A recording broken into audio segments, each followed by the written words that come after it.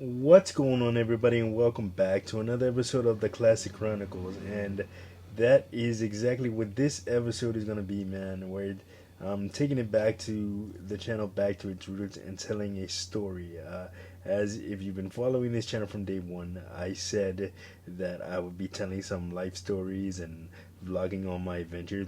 And this one just happens to be a life story. So here we go. I'm gonna take you back to early this summer, man. It was uh,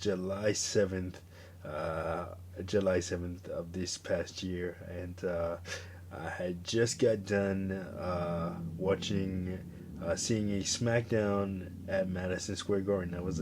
If you recall, that was the SmackDown where Roman Reigns and Solo Sikoa took out the Usos and put Jimmy Uso in the hospital on a stretcher job, and AJ Styles faced Karrion Cross, and Edge had his final matchup at the Garden, and that was pretty damn cool against Grayson Waller, who had just been drafted to SmackDown like 2 months prior via the draft.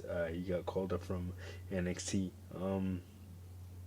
So yeah, this takes place after the show. So the story begins. I'm waiting for my ride to go home, my access ride to go home. It's around 10:15. Cause from me to for me to like I left after the dark matches. So there were two that night. The first one was Pretty Deadly versus Kevin Owens and Sami Zayn for the Undisputed Tag Team Championship, and the other one was Seth freaking Rollins defending the WWE World Championship against Finn Balor of the Judgment Day. So I left after those matches, as did everybody else. But if you've been to Madison Square Garden or any arena for that matter, if you're trying to leave with the crowd, it can be a little bit crazy. And in the case of Madison Square Garden, it gets crazy because they're still doing some sort of construction in the front. So every exit, everything is hectic. Everything is blocked off, and you gotta go. You can't go in the same way. You can't come out the same way you went in, and then it's just crazy. So anyway, I get out of all that mess of coming out of Madison Square Garden, all that construction mess and all that. So I'm waiting for my ride. It's I'm supposed to leave around 10:30, and it's okay if they come late, but the thing is, for those of you who don't know, if you know this and you live in New York, you know that, and you take access right, you know that they don't like to wait on you. If you're like 2 minutes late, they're not gonna wait for you. But if they can be an hour late, and you still gotta wait for them, and that was the case here. So what do you call it? They actually so I ended up. Luckily, it's the summertime. It's like the very beginning of summer, so it's not cold out at all. It wasn't raining that night, so I didn't mind the wait. But here's the thing. What do you call it? Here's the thing. I'm like, when I say I'm gonna be in front of a specific place, I'm gonna be in front of that place. Like, you don't have to look for me. You just pull up to where you're supposed to pick me up at, and you'll find me, of course. But this guy, this guy, and let me just make a little side note here. This guy is the same guy that I told you, the same driver that I told you about when in Tuesday's vlog, when I talked about my experience at the Yankee game. He went to pick me up, and apparently he told the cops that he couldn't get through to the gate that we were at because they wouldn't let him through, which is like a bunch of BS. But anyway, on this particular night, I'm at not at Madison Square Garden. I'm at the AMC on 34th Street, which is 2 blocks from Madison Square Garden, and it's easier for me to get picked up there anytime I gotta go do something at the Garden or when I'm at Comic Con.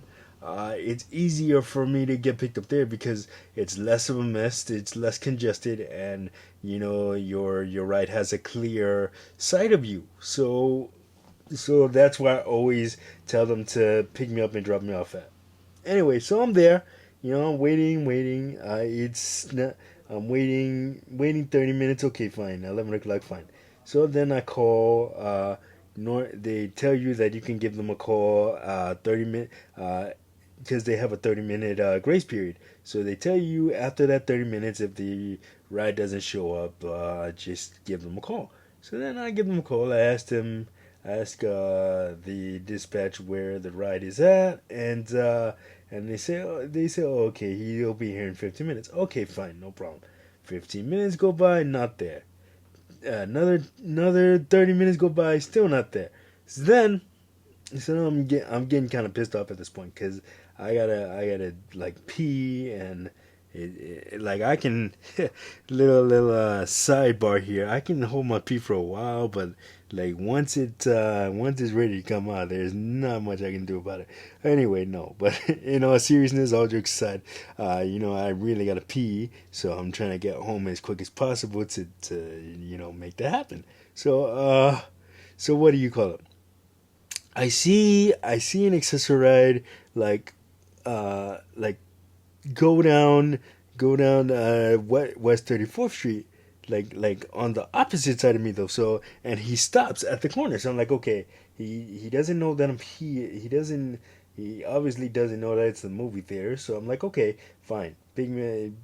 Crossing over, no problem. Cross the street by Hammerstein Ballroom. The movie theater is right across the street from the Hammerstein Ballroom. So all right, no problem, great.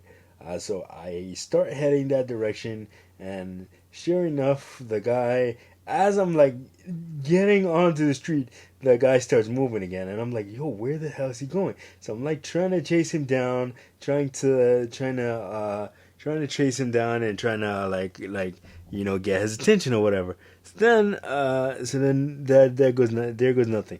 So then what do you call it? So then I lose sight of him. So I'm like, okay, let me go back to the other side of the street. Maybe he's coming around. Maybe he didn't see me. Whatever. So I'm like all of a sudden when I'm on the other side by Hammerstein Ballroom now, which is where I think he's gonna go. He doesn't. He actually goes. On the side of the movie theater, which is the original side I was at, where I was at. So then, so I'm like, oh fuck, now I gotta cross back over. But instead of like just stopping at the movie theater to see if anybody's there, or waiting to see if anybody's gonna come out of the movie theater, this guy he just stops in the middle of the street, and he's like trying to look. I see him looking around, but he can't see me because I'm behind him on some like Fast and Furious shit. I don't know if you guys, if you saw the first Fast and Furious movie. Remember when Paul Walker remember when I don't know if it was Paul Walker. Was it Paul Walker? When the car goes under. No. It was Johnny Tran's car when they were trying to steal the DVD players of the truck, and he kind of pulls under the truck and tries to get like a good handle on it to see how close he can get to the truck so he can start stealing the DVD players and shit. So it was kind of like that. Like I'm in the middle of 34th Street and they're doing construction. I'm trying to flag this guy down, and like he's just not seeing me. So I'm like, what the fuck? So then like I get on the other side. where the cars are at, and I'm like going against traffic, like trying not to get hit, and like trying to like flag this guy down. Like, yo, just stop. Like where am I going? Here's the fucked up part.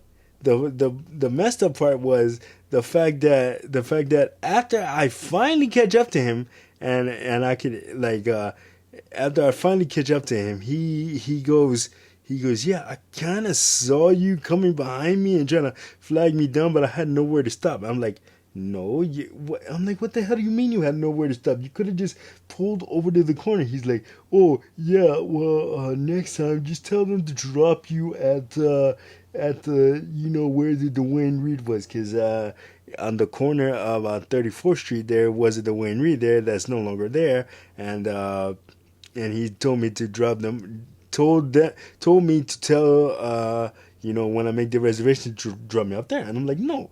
Like, what do you call it? You can clearly see me at the movie theater, so why do I need to tell them to drop me up there? Like I don't know. Like, I've done it a million times. I don't know what this particular problem was, but anyway, all is well that ends well. I got home, was able to pee without peeing on myself, but yeah, man, just oh man, and I know I made the comparison of Fast and Furious, but I also can make the comparison to that sewer level in Teenage Mutant Ninja Turtles: Turtles in Time, where you're in the sewer and you're on the skateboard and you gotta like navigate the sewer and kill enemies, well, or other sorts of obstacles or and pitfalls are being thrown your way. I kind of felt like that. It was like the sewer surfing level in Teenage Mutant Ninja Turtles, or the Fast and Furious part where they're trying to steal the DVD players of the truck in the beginning of the first film. Yeah, either comparison you want to make, that's how I felt. But anyway, like I said, all's well that ends well, and I can laugh about it now. I'm pretty sure if my auntie Sylvia hears this story, she'll she'll kill me for not doing anything, but she'll try to kill that same guy if I have him next time. Next time I'm out somewhere with the family or on the road. Anyway, but anyway, that is gonna do it for this episode of the Classic Chronicles. Like, subscribe, share. Don't forget to hit that notification button, and I will see you guys on the next one. Peace.